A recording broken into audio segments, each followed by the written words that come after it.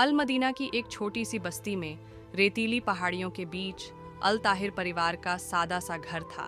अहमद, परिवार के मुखिया, को स्थानीय बाजार में नौकरी से हाथ धोना पड़ा क्योंकि आर्थिक हालात बदल गए थे।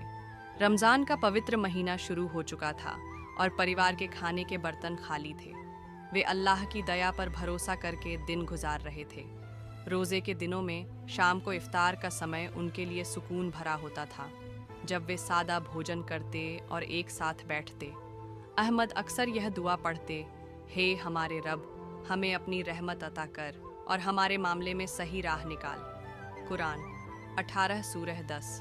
रमज़ान के 20वें दिन जब सूरज ढल चुका था, अहमद मस्जिद से घर लौटे।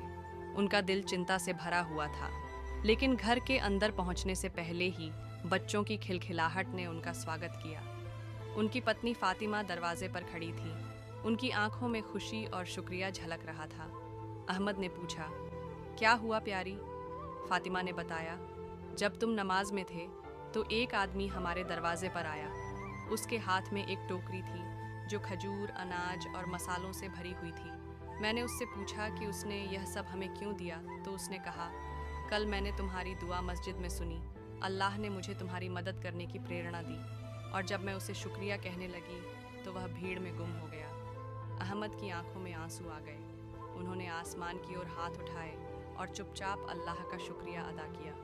यह नेकी उन्हें कुरान की इस आयत की याद दिला गई, जो कोई अल्लाह से डरता है वह उसके लिए रास्ते खोल देता है और उसे ऐसी जगह से रिज्क देता है जहाँ से उसे उम्मीद भी नहीं होती। कुरान 65, 2 से 3। उस रात लालटेन की रोशनी में खाया गया खाना बिल्कुल अलग था। उनका छोटा सा घर हंसी, प्यार और नए सिरे से जगी ईमान की रोशनी से भर गया। उस रहस्यमय दानवीर की कहानी उनकी जिंदगी का एक कीमती हिस्सा बन गई, जिसे वे हमेशा याद करते और दूसरों को सुनाते। यह कहानी उन्हें याद दिलाती कि अल्लाह की रहमत बहुत बड़ी है और उसका रिज्क हमारी सोच से भी परे होता है। सीख: अल्लाह की हिकमत पर भरोसा रखें, क्योंकि उसका रिज़्क ऐसे रास्तों से आता है जिनकी हमें उम्मीद भी नहीं होती, और ऐसे वक्त में आता है जब हमें सबसे ज़्यादा ज़रूरत होती है।